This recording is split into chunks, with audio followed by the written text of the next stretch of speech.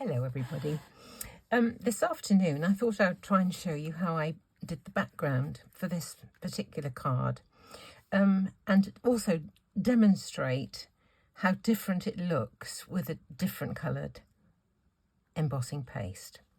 I've got, the one I used here was black. It was this Dreamweavers glossy black embossing paste. But I'm also going to do part of the stencil with some indigo blue Slap It On matte.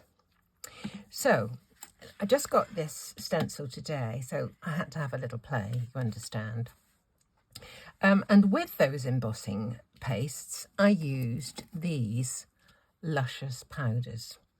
I used a green mermaid's tail, a blue mermaid tresses, and a white magic sparkle. But they don't always look the colour that they think you think they're going to look on the card base that you may use. Now, if you look at this stencil, it's got things that are facing upwards like this. So what I propose to do, so that I get a nice good spread, is to use it that way up, so that I'm dragging down in the direction that these things are, so I'm not likely to push any of them up. So that was by the by. I have got my do-it-yourself sticky mat, which is a part of a carrier sheet for my silhouette portrait, and I'm going to put the card that I'm going to do the background onto in line with some of the vertical lines. The reason being, I want to mask off this stencil so that I just get a couple of panels, and I can use these lines this way to make sure that I'm getting it straight. However, I could always cut it down if it's not quite right. So, you know, there are ways and means. We don't have to be hard and fast with these things. So I am going to lay my stencil on top of my piece of card and put some low tack tape at the top to hold it down, and I'm also going to use some low tack tape to mask it. So I'll put some across here,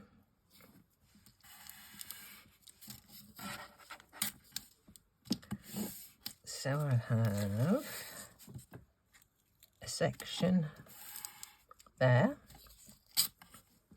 and I have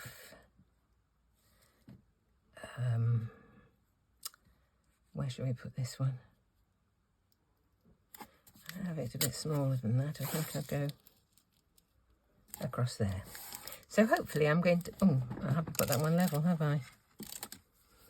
Having said that, that one's not quite straight, and that's the important one for there. Let me just do that one again. I wasn't thinking, I was thinking where I was wanting it and not how straight I was wanting it. Okay, that's straight.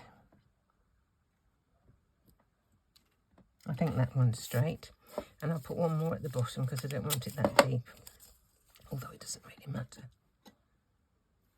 Right, there we go.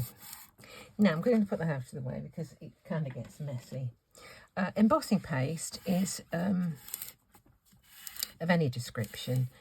It will dry on your stencils, so just be prepared with something to pop your stencil into. I've got a tub of water down here for warm water, so as soon as I've taken my stencil off my card, I'm going to pop it in there.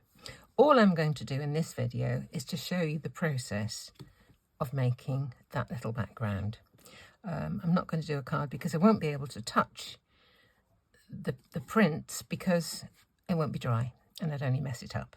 So I'm going to start with the white one at the bottom, and I just want you to see the difference between the effect that you get with a white, a white base or a black base. Right, I'm just going to spread some of this along the end. There we go.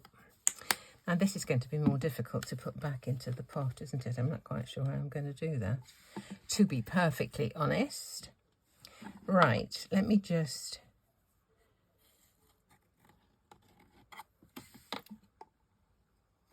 Oh, that went in all right. wasn't too bad.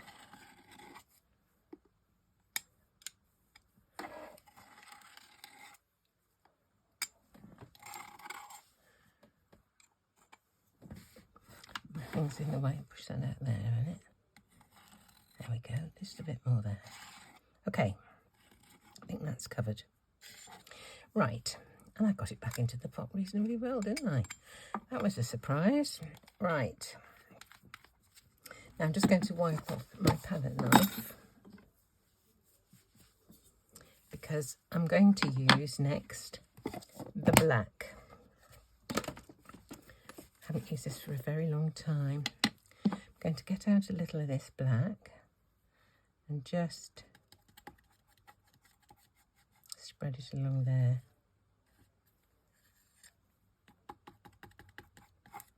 In the ordinary way, I wouldn't be doing two at once, so there wouldn't be any chance of getting them mixed up. But we'll see. We'll see what happens. Okay, there's my black. And to spread my black out, I've found this. I used to use this in the kitchen for kind of scraping up herbs. I don't know what it's for, but I'm going to try using it as a spreader for spreading this.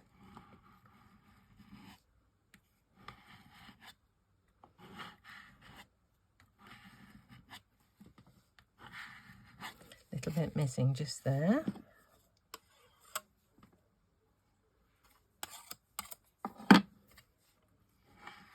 That's it. A bit missing there. Okay. Right. Scrape off. Put back. And wipe. Oh dear. Sometimes it's good to get messy. Sometimes it's not so good to get messy. Right, that's wiped. I'm just going to take this off and pop it into the water, which I have down here. Hope I don't knock it over. Right.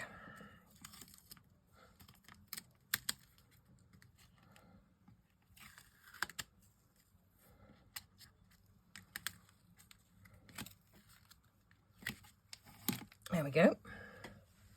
Pull off the tapes into the bin.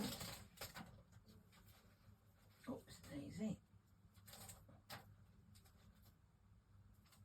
And the stencil goes into the water just to make sure it doesn't all get gummed up.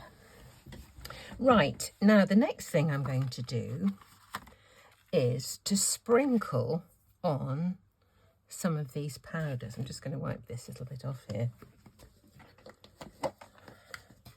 I think this black's probably gone a little bit thick. I may be doing the manufacturers a bit of an injustice by getting some blobs around the place because it may be rather old. I should probably have done something about it. I'm going to turn it the right way up for me to look at. And to put on the powder, I'm just going to use a soft brush. This is a Perfect Pearls brush. And I'm going to dip it into the powder pot and just sprinkle over the top. Kind of random where it lands. It doesn't much matter really. Put some on the white at the bottom. We'll see what the difference is between the two effects. Okay, there's the white. Now we'll do the blue.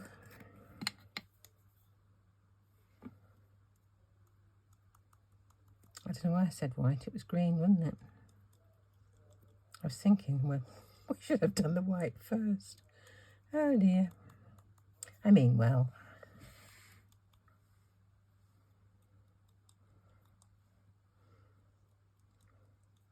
In a minute, I'm going to have to shake the excess of this off. I suppose I could have put this on whilst it was still under the stencil, but when I tried it before, I took the stencil off and the white stayed reasonably clear, so I'm hoping that that's what will happen again. I'm just going to give this brush a bit of a clean up because I don't want the colour to go into the white pot. Okay. Now then, let's have a nice bit of white over this. This is Magic Sparkle. They have wonderful names, don't they? Absolutely wonderful names. Oh, look at this. Talk about fairies and unicorns. Oh, my Lord. Wonderful.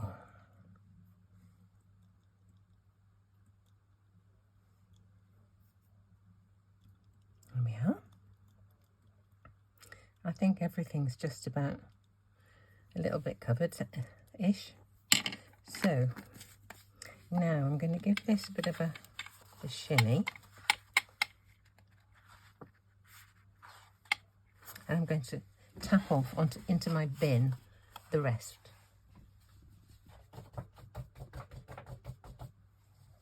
Now I'm going to blow.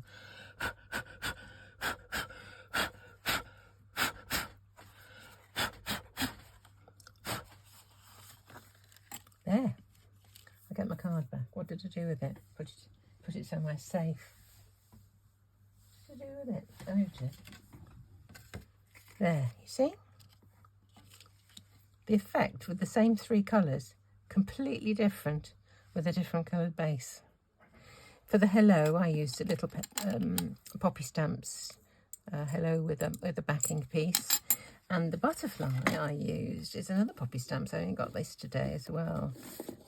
It's one with just a bunch of butterflies and a half one. So you can put it, this one looks like it's just landed side view onto the hello. So there we are. Quick, hopefully, tutorial on how to make an interesting background with a stencil using black embossing paste and the equivalent in white. As ever, thanks so much for watching.